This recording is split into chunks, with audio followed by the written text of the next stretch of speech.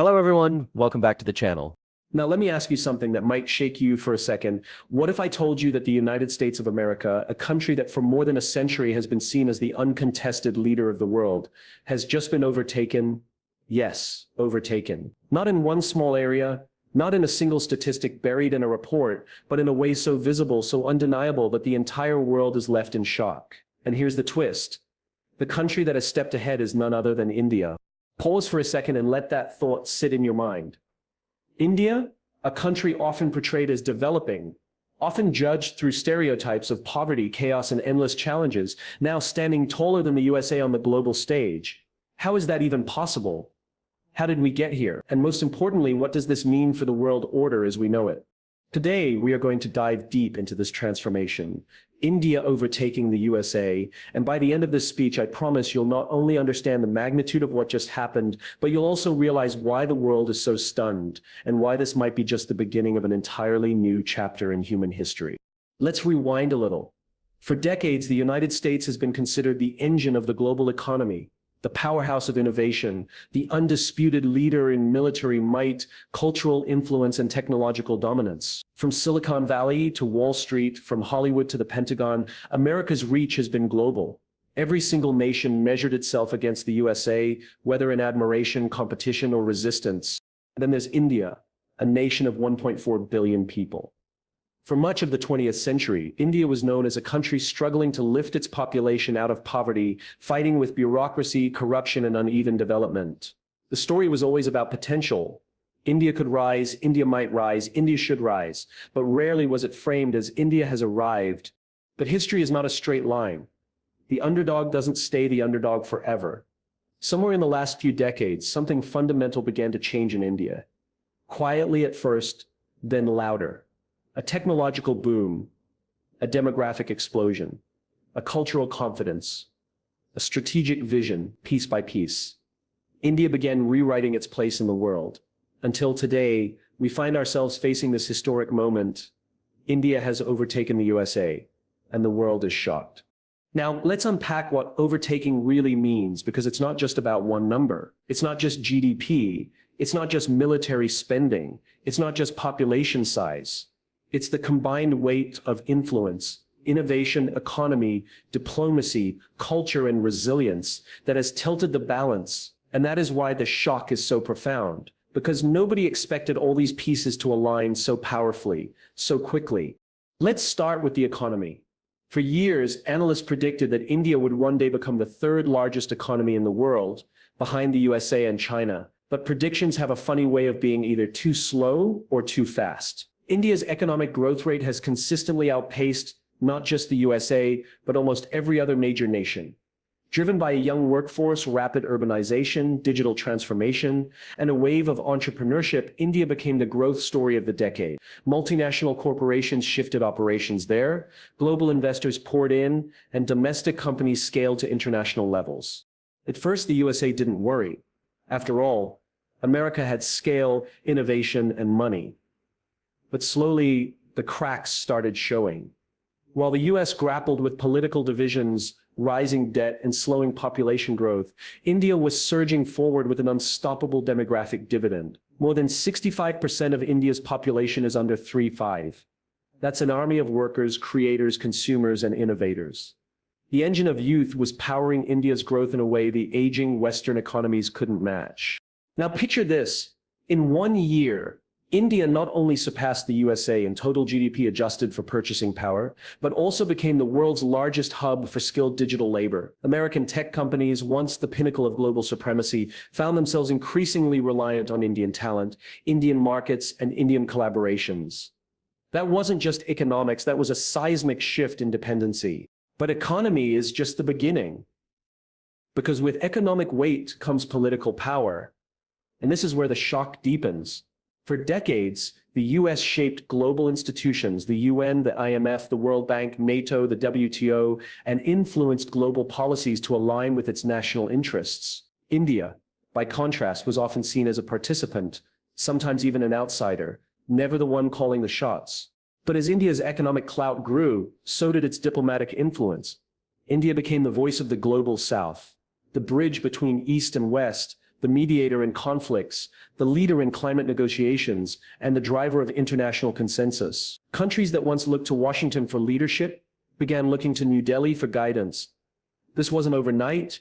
It was the result of decades of careful positioning, building alliances, and showing credibility. But when the moment came, the world realized that India wasn't just part of the conversation. India was leading the conversation. And then comes the cultural factor. Let's be honest. For years, America's soft power was unmatched. Hollywood, music, brands, social media. America defined global culture. But slowly, Bollywood, Indian music, Indian art, and especially Indian digital platforms began crossing borders. Indian food was already global, but now Indian creativity, storytelling, and digital content began capturing hearts worldwide. Combine that with the massive Indian diaspora, one of the most influential and widespread communities across the world, and suddenly, India wasn't just an economic powerhouse, it was a cultural phenomenon. So when we say India overtakes the USA, it's not just about numbers. It's about a larger story, a story of resilience, strategy, timing, and unstoppable momentum. But let's pause here, because I know what you're thinking. Surely the United States isn't finished. Surely America still has immense power. And you'd be right. The USA is still one of the strongest nations on earth. But the difference now is this. For the first time in over a century, America is not alone at the top. For the first time, the baton of global leadership is being passed not just to China, as everyone assumed, but to India. And that, my friends, is why the world is shocked. And the reactions? Oh, they are dramatic. Some countries are thrilled. Developing nations see India's rise as their own rise, as proof that the global order is no longer dominated by the West. Others, particularly those deeply tied to the US-led system, are nervous, even frightened, because the rules of the game are changing, and India is rewriting the playbook.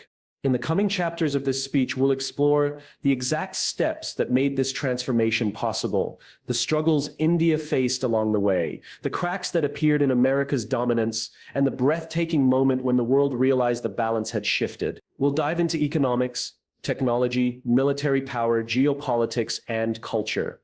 And trust me, by the end of this, you'll see why this moment is not just about two countries, it's about the birth of a new world order. So buckle up, because we are only just getting started. But let's go deeper, because numbers and headlines alone don't tell the full story. When we say India has overtaken the USA, it's not just an economic ledger shift, it's an entire reordering of how power flows across the world. And nowhere is this more visible than in technology. For decades, Silicon Valley was the crown jewel of America. The iPhone, Google, Microsoft, Facebook, these weren't just companies, they were empires. Their influence reached every corner of the planet. But while the world marveled at American giants, a quiet revolution was taking place in India. What began as a hub for outsourced software coding grew into something much bigger, an ecosystem of innovation. Startups weren't just building apps, they were solving real problems at scale. Digital payments for hundreds of millions, healthcare platforms serving rural villages, renewable energy breakthroughs, and AI tools tailored for multilingual societies. The sheer scale of India's population turned every successful innovation into a global case study. UPI, India's digital payment system, processed more transactions than any platform in the USA, Europe, or even China. Affordable satellite launches by ISRO made space access cheaper than ever, forcing NASA and SpaceX to rethink their cost models. And Indian-developed AI systems, trained on the linguistic diversity of 22 official languages, suddenly became the benchmark for inclusivity in technology. The tipping point came when global corporations realized they weren't just setting up offices in India for cheap labor. They were moving R&D centers there, because India was leading in innovation itself. The phrase "made in India" stopped being a mark of low cost and became a mark of global first solutions.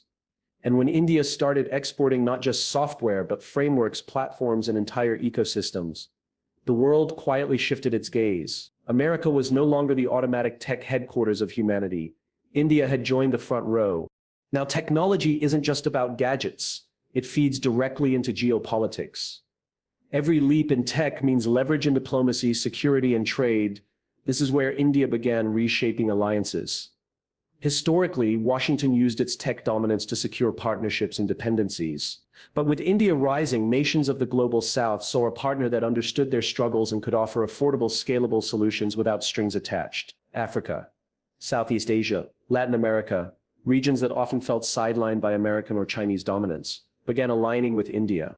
Suddenly, India wasn't just participating in forums like the G20, it was hosting them, shaping agendas and building alternative financial systems and trade corridors. The International Solar Alliance led by India became the backbone of renewable collaborations. The India-Middle East-Europe Economic Corridor rivaled China's Belt and Road Initiative. And when the global semiconductor race heated up, India positioned itself as the third major pole, not just a consumer, but a critical manufacturer and innovator. And then there's defense. For years, America's military superiority was unquestioned. The aircraft carriers, stealth bombers, nuclear submarines, the symbols of might. India, in contrast, had been seen as a regional power, focused largely on defending its borders. But while the US spread itself thin across endless conflicts and overseas commitments, India played the long game. Investments in indigenous defense technology, space-based security, and cyber warfare capabilities transformed its profile. When Indian-made fifth-generation fighter jets and hypersonic missiles rolled out, it wasn't just military news, it was a statement. India was no longer dependent on imports for survival, it was a defense exporter influencing global balance. But perhaps more surprising than military buildup was India's approach to security alliances. Unlike the US, which often led through dominance, India led through partnerships. The Quad with Japan, Australia and the US, strategic ties with Europe, defense collaborations with Israel and France, energy partnerships with the